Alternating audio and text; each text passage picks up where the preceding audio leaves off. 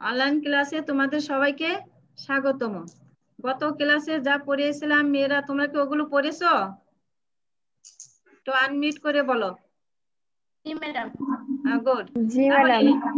আমরা আজকে আমি তোমাদের একটি আইসিটি অ্যাসাইনমেন্ট কিভাবে লিখতে হয় আর যে জায়গা থেকে তোমাদের নির্ধারিত করে দেওয়া হয়েছে সেগুলো নিয়ে একটু আলোচনা করবো আমি।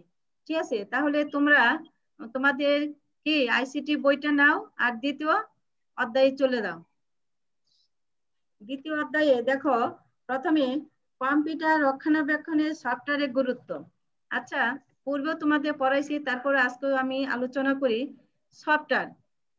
দেখো, প্রথমে আমরা বলবো সফটওয়্যার কি। সফটওয়্যার হচ্ছে কম্পিউটার প্রাণ। কম্পিউটার হচ্ছে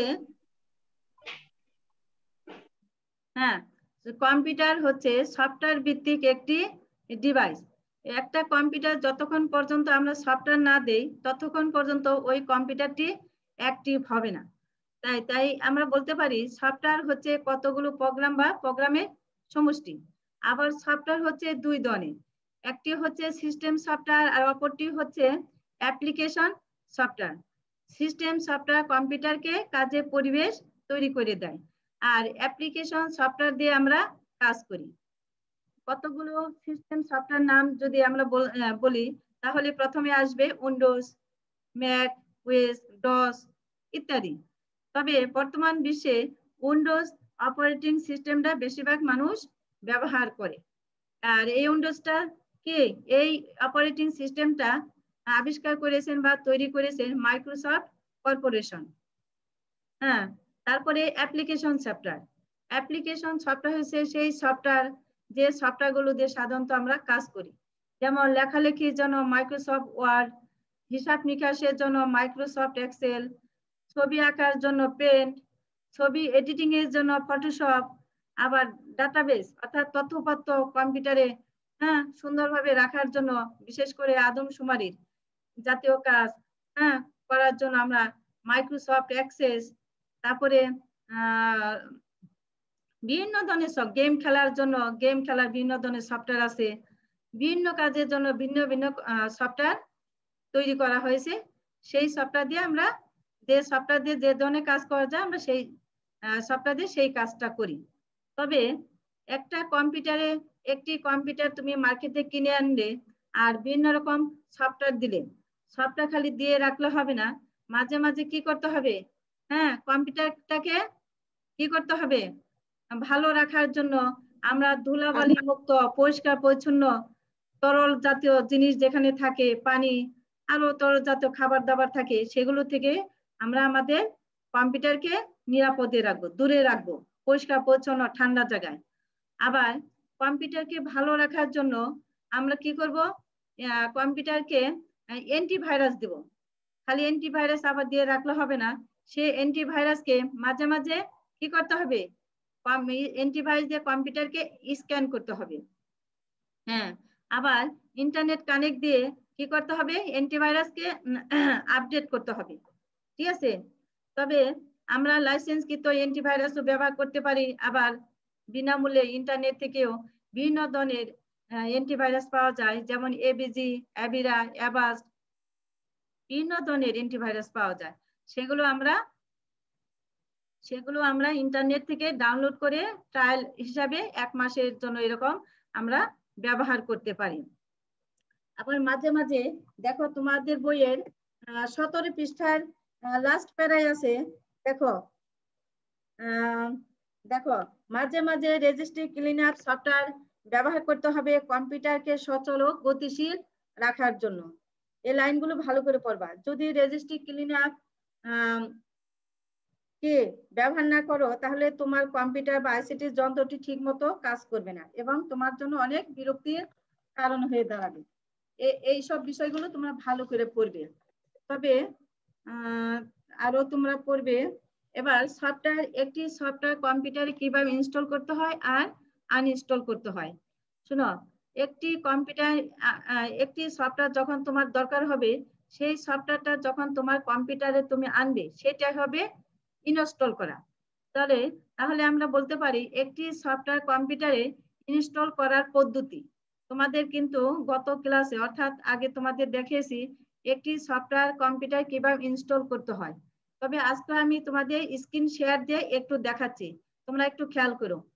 দেখো, ধরো তোমাদের বইতে আছে বিএলসি মিডিয়া প্লেয়ার সফটওয়্যারটি কিভাবে ইনস্টল করতে হয়। ও তার আগে একটা কথা বলি, একটি সফটওয়্যার তোমাকে কম্পিউটার আনতে হলে বা ইনস্টল করতে হলে প্রথমে ওই সফটওয়্যারটি তোমাকে সংগ্রহ করতে হবে। সংগ্রহ কিভাবে করবে? তোমরা হয়তো মার্কেট থেকে কিনে আনবে, হ্যাঁ, সিডি তে করে, আবার অথবা কি কারো কাছ থেকে আনতে পারো, আবার ইন্টারনেট থেকে ডাউনলোড করেও তোমরা সেই সফটওয়্যারটি ব্যবহার করতে পারো। তবে আমরা এখন আর সফটওয়্যার কি ওই মার্কেটে কিনতেও যাই না, বন্ধু বান্ধবের কাছ থেকে অতটা আনতেও যাই না। এখন আমরা কি করি, ইন্টারনেট থেকে ওই সফটওয়্যারটি ডাউনলোড করে আমরা আমাদের কম্পিউটারে ইনস্টল করে নিই। যেমন মোবাইলের বিভিন্ন ধরনের অ্যাপস আছে, সেগুলো তো আমরা কি গুগল প্লে স্টোরে গেলেই যে তারপর সেই সফটওয়্যারটির নাম লিখে সার্চ দিলে সেই সফটওয়্যারটা অ্যাপসটা আমরা পেয়ে যাই। ওইভাবে তারপরে ইনস্টল ক্লিক করে আমরা সেটা ইনস্টল করে ব্যবহার করতে পারি। আর কম্পিউটারে আবার ইনস্টল করার একটু পদ্ধতি ভিন্ন রকম। প্রথমে কি করতে হয়, ওই সফটওয়্যারটি সফট কপি সংগ্রহ করতে হয়। ওই যে বললাম সফট কপিটা আমরা বিভিন্ন ভাবে সংগ্রহ করতে পারি, হ্যাঁ, ওই কিনে অথবা বন্ধু বান্ধব কাছ থেকে অথবা মার্কেট থেকে কিনে এনে আমরা কি করব, আমরা আমরা ইন্টারনেট থেকে সহজে এটা ডাউনলোড করে কম্পিউটার ইনস্টল করে নিতে পারি। তাহলে সফটওয়্যারটি একটি সফটওয়্যার কম্পিউটার কিভাবে ইনস্টল করতে হয় তোমাদের কিন্তু আমি গত ক্লাসে দেখেছি। আচ্ছা, তোমাদের কি এখনো দেখানো দরকার আছে সফটওয়্যারটি কিভাবে ইনস্টল করতে হয়? বলো মেয়েরা, আনমিউট করে বলো একটু। একটি সফটওয়্যার কম্পিউটার ইনস্টল কিভাবে করতে হয় তোমাকে দেখতে চাও এখন? না ম্যাম। কি আরেকজন বলো দেখি, দরকার আছে? আচ্ছা, না ম্যাম, এর আগে একদিন দেখানো হয়েছে। তবে আমি আরেকটু বলে দেই, একটি সফটওয়্যার ইনস্টল করতে হলে প্রথমে তোমাদের কি করতে হবে, ওই সফটওয়্যারটি ইন্টারনেট থেকে ডাউনলোড করবে। ডাউনলোড করলে ওইটা তোমাদের ওই যে পিসির যেখানে ডাউনলোড নামে ফোল্ডার থাকে ওইখানে এসে জমা হয়, হ্যাঁ, জমা হলে ওইখান থেকে ওই সফটওয়্যার উপর তোমরা ডাবল ক্লিক করবা। ডাবল ক্লিক করলেই দেখবা এই সেট আপ করার জন্য ওই সফটওয়্যারটি কি সেট আপ করার জন্য তোমাদের কাছে পারমিশন চাবে। তখন তুমি অ্যালাউ দিয়ে দিবে, তার মানে ইয়েস দিবা। ইয়েস দেওয়ার পর ল্যাঙ্গুয়েজ আসবে, তারপর নেক্সট নেক্সট নেক্সট না অ্যালাউ করে দিলা, তারপর কি জানো ল্যাঙ্গুয়েজ দিলা, তারপর ইনস্টল খুব সম্ভবত আসবে। ইনস্টলে ক্লিক করবা, তারপর নেক্সট নেক্সট নেক্সট ফিনিশ দিলেই কি তোমরা ওই সফটওয়্যারটি ব্যবহার উপযোগী হবে। তবে বড় ধরনের সফটওয়্যার যদি আমরা ইনস্টল করে থাকি সাধারণত কি করব, ওই সফটওয়্যারটি ইনস্টল করার পর তোমার ল্যাপটপ অথবা কম্পিউটারটি কি করবে, রিস্টার্ট দিয়ে ব্যবহার করবে। ঠিক আছে, ছোট সফটওয়্যার হলে অতটা সমস্যা হয় না, তবে বড় ধরনের সফটওয়্যার হলে তোমরা সাধারণত কি করবে, কম্পিউটারকে রিস্টার্ট দিবে, অর্থাৎ আবার শাটডাউন দিয়ে আবার তোমরা স্টার্ট দিয়ে ওইটা ব্যবহার করবে। আবার এবার বলি একটি সফটওয়্যার কম্পিউটার থেকে কিভাবে রিমুভ করতে হয় বা আনইনস্টল করতে হয়। আমরা মোবাইলের যেমন সফটওয়্যারটা ধরে টেনে আনইনস্টলে নিয়ে সাইডে দিলে হয়ে যায়, কিন্তু কম্পিউটারে একটু বিশেষ কায়দায় করতে হয়। কিভাবে করতে হয়, প্রথমে আমরা স্টার্ট বাটনে যাব, স্টার্ট বাটনে যে কন্ট্রোল প্যানেলে যাব, তাই না, লিখে দিছি না তোমাদের? হ্যাঁ, কন্ট্রোল প্যানেলে যে তারপর কি প্রোগ্রামস এন্ড ফিচার্স নামে যে আছে অপশন আছে সেখানে যাব। সেটা যাওয়ার পর আমি গেলেই সব সফটওয়্যার গুলো তোমাদের শো করবে তোমাদের সামনে। তখন যে সফটওয়্যারটি তোমরা আনইনস্টল করবে সেই সফটওয়্যারটি সিলেক্ট করে কি আনইনস্টলে ক্লিক করলেই সফটওয়্যারটি আনইনস্টল হতে থাকবে। আনইনস্টল হয়ে গেলে শেষে তুমি কি ফিনিশ দিলেই সফটওয়্যারটি তোমার কম্পিউটার থেকে রিমুভ বা আনইনস্টল হয়ে যাবে। আচ্ছা, এবার তারপরে একটু বলি, তবে অপারেটিং সিস্টেমটা ইনস্টল করার প্রক্রিয়া একটু ভিন্ন রকম, এটা তোমরা আস্তে আস্তে বড় হবে ওটা করা শিখে যাবে। তোমাদের বইতে যেহেতু অপারেটিং সিস্টেমটা ইনস্টল করার প্রক্রিয়াটা নাই, এই জন্য আমি তোমাদের ওইটা শেখাচ্ছি না, ওটা উপরে ক্লাসে গেলে তোমরা শিখতে পারবে। আচ্ছা, এবার দেখো তোমরা চলে যাও ইয়েতে, হ্যাঁ, নিজের কম্পিউটার নিরাপত্তা অর্থাৎ কম্পিউটার ভাইরাস ও অ্যান্টিভাইরাস। শুনো, ভাইরাস বলতে আমরা বুঝি রোগ জীবাণু, ভাইরাস বলতে বুঝি আমরা রোগ জীবাণু, আর কম্পিউটার ভাইরাস বলতে আমরা বুঝি কম্পিউটারকে আক্রান্ত করার কি ভাইরাস। তাহলে কম্পিউটার ভাইরাসের সঙ্গে আমরা ক্লাস 8 এ পড়ে আসি, তাই না? কম্পিউটার ভাইরাস হচ্ছে এমন এক ধরনের ক্ষতিকারক সফটওয়্যার যে সফটওয়্যারটা কম্পিউটার প্রবেশ করে নানা রকম ক্ষতি সাধন করে। হ্যাঁ, বিভিন্ন রকমের কি ভাইরাস আছে, তাই না? তোমাদের বইতে দেখো আছে। ও আবার ভাইরাস, এই জিনিসটা শিখো, ভাইরাসের পূর্ণ রূপটা দিয়ে দিও। ভাইটাল ইনফরমেশন রিসোর্সেস আন্ডার সিজ। 1980 সালে এই নামকরণটা করেছিলেন প্রখ্যাত গবেষক ইউনিভার্সিটি অফ নিউ হ্যাভেনের অধ্যাপক ফ্রেড কুহেন। বিভিন্ন ধরনের কি ভাইরাস আছে দেখো। ভাইরাসের বেশ কিছু পরিচিত ভাইরাস হচ্ছে stone, Vienna, CIS, holder, Trojan horse. ঠিক আছে, এগুলো হচ্ছে বেশ ক্ষতিকারক কি ভাইরাস। তবে কম্পিউটার ভাইরাসও তো কিন্তু একটি সফটওয়্যার, তোমরা মনে রাখবা কম্পিউটার ভাইরাসও মূলত একটি সফটওয়্যার। আবার এই সফটওয়্যার যাতে আমাদের কম্পিউটার প্রবেশ না করতে পারে, আবার প্রবেশ করলেও যেন আমরা কম্পিউটার থেকে রিমুভ করতে পারি, তার জন্য আমরা ব্যবহার করি অ্যান্টিভাইরাস। হ্যাঁ, তাহলে অ্যান্টিভাইরাস কি? তাহলে আমরা বলবো অ্যান্টিভাইরাস হচ্ছে মূলত এমন একটি সফটওয়্যার যা কম্পিউটারের ভাইরাস গুলোকে রিমুভ করার বা কিল করার কাজে আমরা ব্যবহার করি। বিভিন্ন ধরনের অ্যান্টিভাইরাস আছে, তাই না? ও আরেকটা কথা বললাম না, একটি কম্পিউটারে ভাইরাস প্রবেশ করলে সাধারণত তার বিভিন্ন রকম সমস্যা দেখা দেয়। মেয়েরা তোমরা তো ভিডিও দিচ্ছ না, ভিডিও দাও। সবাই দেখি ভিডিও বন্ধ করে বসে আছো নাকি অন্য কিছু করতেছো? হ্যাঁ, ভিডিও দাও, মেয়েরা ভিডিও দাও। তাহলে একটা কম্পিউটারে ভাইরাস প্রবেশ করলে তার বিভিন্ন রকম সমস্যা দেখা দেয়। প্রথমত কম্পিউটারটি স্লো হয়ে যাবে। দ্বিতীয় কি, কম্পিউটারে গতিটা তো বললামই। তারপরে কম্পিউটারটি হ্যাং করবে।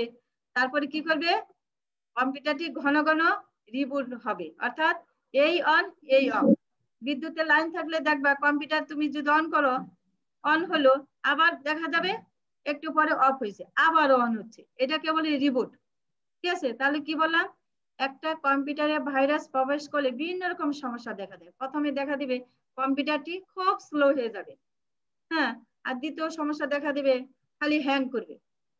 ঠিক আছে, আবার কি করবে, কম্পিউটারটি রিবুট হবে বা রিস্টার্ট হবে।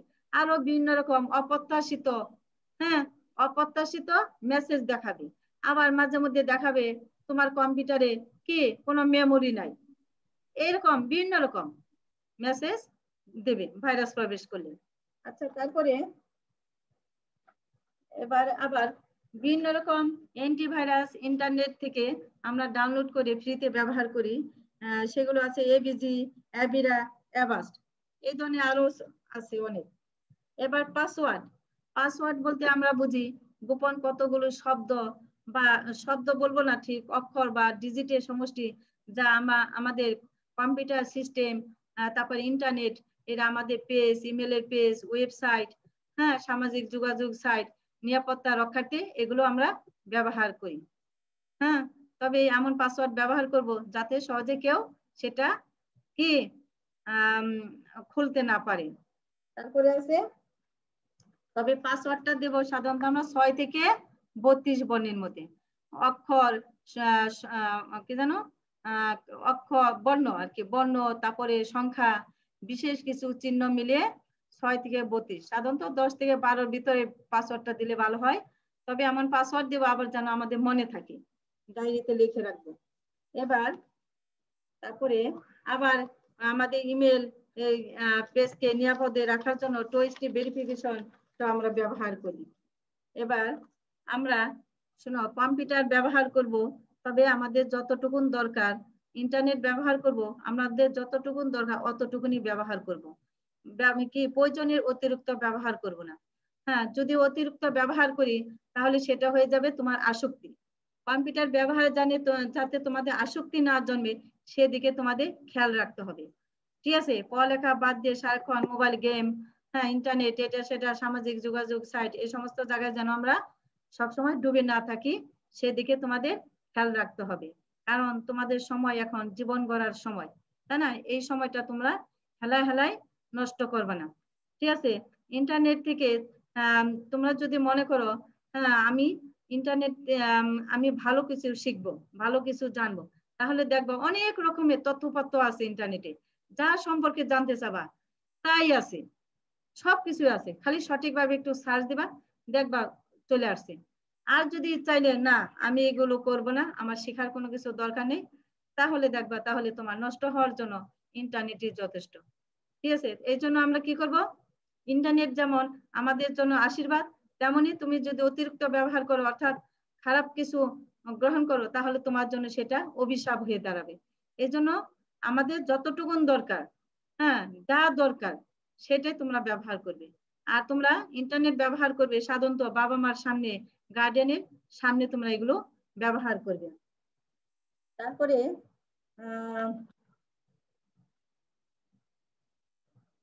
আসক্তি যাতে তোমাদের না জন্মে তার জন্য তোমরা অন্য কিছু করবে, হ্যাঁ ঘরে কিছু কাজ করতে পারো, অন্য ধরনের খেলাধুলা করতে পারো, হ্যাঁ আর বিভিন্ন ধরনের বাবা মার কাজে সাহায্য করতে পারো।